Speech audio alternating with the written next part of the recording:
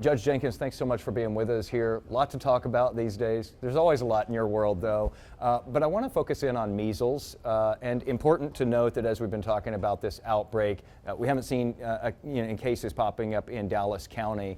But a couple hundred people in Texas, mostly in West Texas, have been diagnosed. We've had a couple of dozen of them hospitalized. We've had a death.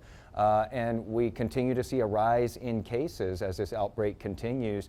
How much of a concern is that for you here in Dallas County? How much are you, speaking with health professionals or your counterparts around the state? So pretty much daily we're working on this because we don't want there to be an outbreak in Dallas County. And here's what people need to know. Anyone over the age of 1 is eligible for their first vaccine. And if you're over the age of 4 and under the age of 12, you're eligible for your second vaccine. These are the children's vaccines. If you're over 12 and you're unvaccinated, it's a different vaccine, but you're eligible for that as well. And we would encourage people to get vaccinated because this vaccine's been around for longer than I've been alive. And it's a safe vaccine. It's very effective, 97% effective, even if there's an outbreak around you, that you won't get it. And so the thing that we're focused on right now is looking at schools because it hits kids really hard. We're looking at schools with a relatively low vaccination rate. And we're offering those schools opportunities to have us come out and do vaccination clinics, and some have taken us up on that. But if you're a parent and you want your child vaccinated, you can bring your child to Dallas County Health and Human Services, or you can take your child to your pediatrician. And you've got a couple of babies who aren't too far off from that first vaccination age, and I would imagine that's on the schedule. That is on the schedule, absolutely. Look, I'm vaccinating my own children for the measles. If it wasn't safe, I would not have my 1-year-olds being vaccinated. You steered this county through Ebola back in 2014 when it came here to Dallas first here in the States in that situation. You steered this county through COVID in 2019, 2021. You've been through these things. You know how fast these things can tend to start spiraling. And I do think it's interesting that you're speaking with counterparts daily right now. Right. We are always very intentional when these things happen. Same thing with monkeypox and a lot of the things that the public has probably forgotten about because we had that successful response to it when it got here. So the thing for people to know is don't be afraid of this vaccine.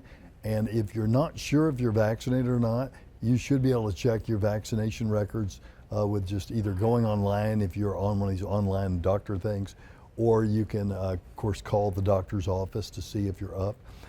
People that particularly want to be aware of this, I've talked about school age, also international travelers.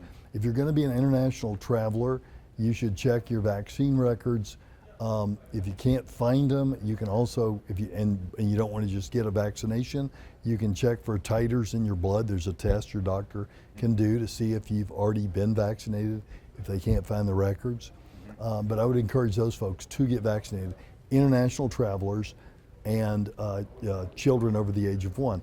Now, if you're immunocompromised, you are pregnant, or you are planning to become pregnant in the next month, you should not get vaccinated. Rather, you should talk to your doctor about what steps you should take. In these past outbreaks with different diseases, I know that you've been in close coordination with the state government, with the feds as well. How confident are you right now that you would be able to get the help you needed from the federal level, considering we've been seeing some cuts, we've seen some freezes in funding for different programs. How confident are you right now? Have you been able to speak with people from the federal level? So the people that are at the CDC now that are working with Texas and working with us on this are doing a good job, as is the state of Texas Department of State Health Services. Now, if cuts happen, that would damage our ability to respond, because just to give you an idea, in Dallas County, our public health Department of Health and Human Services for Dallas County budget is a little over $350 million a year to protect your public health. About $275 million of that passes through the federal government. So if they were to do a substantial cut, it would quickly stop our ability to do some of the things that we do. And you're concerned about that right now, obviously, because we've seen these pauses in federal funding. You're concerned about that pot of money as well as for roads and other items as well, like public safety. Right, and let me say this to parents as well. If your child goes to private school, or for that matter daycare, maybe they're not old enough to go to school yet. So in public schools, there is more of an information campaign push to get your child vaccinated. In daycares, sometimes that's not discussed all that much. And also in private schools, they're more loose about exemptions. So if you're in private school, maybe you thought, well, you know, measles doesn't go around much anymore, so I'm not worried. But now you'd like to get vaccinated, contact us. We can get you vaccinated, or contact your doctor. Because last thing here, that's a nightmare scenario if you start having cases in a county as populated as a Dallas County, a Harris County, that sort of thing. Yeah, if your kid's in a school that, let's say only 4 out of 5 of the kids are vaccinated, then that means 1 out of 5 of the kids are, if measles gets to that school, are gonna get measles. And there are, measles are obviously painful, and you get rashes that can leave, long-term scarring. But as you know, we had a child die, an unvaccinated child in far west Texas die of measles, sadly, this year. And you can get brain swelling, other problems.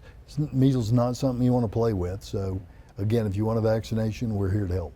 Judge, thanks so much for being on with us. Really appreciate it. Thank you.